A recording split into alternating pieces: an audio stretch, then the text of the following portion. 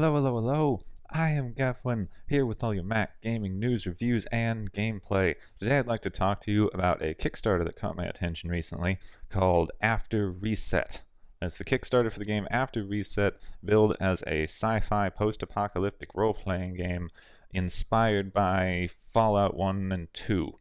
Uh, Sounds very interesting. The team wants to make it reminiscent of old 90s RPGs, so like Planescape Torment, Fallout 1 and 2, and the Baldur's Gate series, with the top-down point-and-click perspective on the gameplay.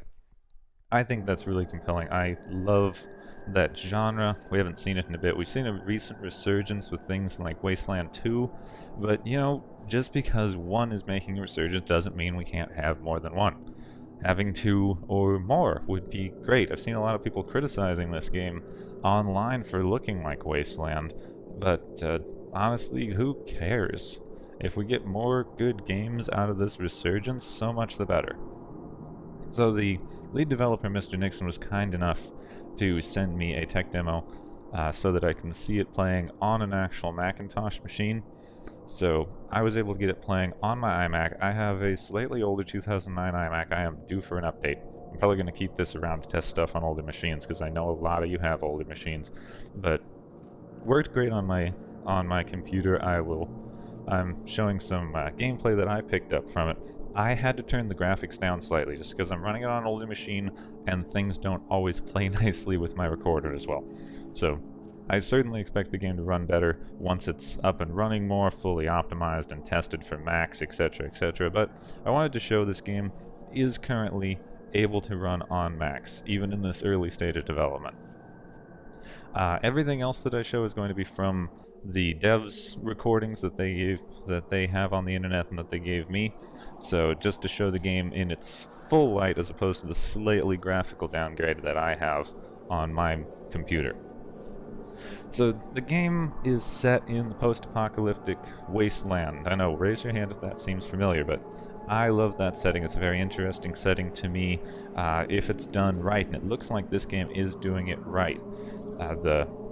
It has a very similar style to Fallout in you come from an underground vault city, but from some of the screenshots, it looks like these cities are actual cities, which will be very interesting to see what they do with these, since it looks like they're actual cities underground, more in the vein of kind of like Zion from Matrix, slightly more technologically advanced, as opposed to the 50s throwback vault style, which I loved, but Fallout just did that 50s thing for the dark humor and some interesting stuff. It was a good theme running through the game, but I'm excited to see kind of the Fallout that we would get if modern technology advanced instead of the 50s technology. So all in all, I find this very interesting. Graphics in the game to me look great. I know some people out there are more graphic snobs than I am, and they're going to point out some flaws, but I think it looks great, especially for an early tech demo. Everything runs smoothly. I love the animation. I've seen the concept art and some of the 3D modeling things. If you go to their website, they have a 3D modeling dev diary that the guy's doing some really amazing stuff in. I recommend you check that out. I'll put a link to the website and the Kickstarter in the description. It looks like, and from what the devs are saying and from some of the scenes, it looks like this game is actually going to deal with some very interesting material. I think science fiction needs to deal with interesting material.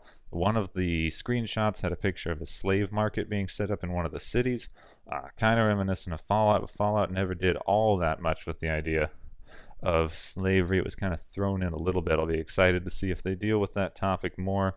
But the fact that they're willing to deal with these topics in an indie title is great. Science fiction has always been used to shine a light on problems in our society today, and I hope it keeps up in video games because we're not getting a ton of good sci-fi in movies and TV lately, in my opinion anyway. So all in all, incredibly excited about this game. I just wanted to bring it to your attention. I'm going to keep bringing you updates as I go. I've been talking back and forth with Mr. Nixon, who's the lead dev. Very, very nice guy. Been more than happy to help me out, send me the Mac Tech demo, etc. So we know that he's at least committed to getting the game running. I will briefly touch on a bit of controversy I've seen people talking about, which is they're asking for quite a bit. They're asking for 900,000 on the Kickstarter, which everyone is complaining about. And honestly, I don't understand why anyone is complaining about people asking for what they need on Kickstarter. Everyone wants the small, like, oh, we need $2,000 that they meet in an hour. But you cannot make a game for $2,000. You can barely live for a month off $2,000. How are you supposed to do that and develop a game? Stuff to make games is very expensive. And looking at their website, they have at least 13 people working on this game. I don't know to what extent they're all working on it all the time, but they have 13 people listed as developing the game on their website. I think that this is actually a very reasonable amount for what they want to do with the title, and I'd much rather that companies ask for what they actually need on Kickstarter rather than asking for a more attainable amount and then failing. Let's look at what happened with Double Fine. Double Fine asked for a more attainable amount, they ran out of money, and then they had to go do some other stuff to get funds. I'd much rather that you ask for what you actually need on Kickstarter. And why are people complaining? If the game looks interesting, you put in your $10 or $20, and that's all you need to do. If it doesn't get funded, you don't have to pay. So really, I don't think anyone has any real right to complain about people asking for what they actually need on Kickstarter. I will get off my little soapbox now. As of right now, after Reset is about 2% funded. It's only been on Kickstarter for a few days, so that's kind of promising. But go check it out if it sounds interesting to you. Contribute. They're offering games to pretty much everyone who puts in over $15, so that's nice. There's some other interesting rewards in there. I'm not going to list them all off because there's a ton. You can see them on the Kickstarter if you're interested. I'm excited. I'm going to keep giving you all the news that I can about this title. I'm in communication with the devs, so hopefully I'll be able to give you updates as we go along. Just at least check it out. If this sounds interesting, check it out. Looking at the Kickstarter page costs you nothing. If it sounds interesting to you, maybe contribute. I'd love to see this game go through. It's already been greenlit, has a lot of fans on Facebook, so the team seems very committed. And really, just sounds like an interesting game. Really looking forward to see what happens with it. I've been Gepwin. Thank you for watching. Like, subscribe, favorite, share. Maybe share this around if you think it's interesting. Share this around. Share the link around.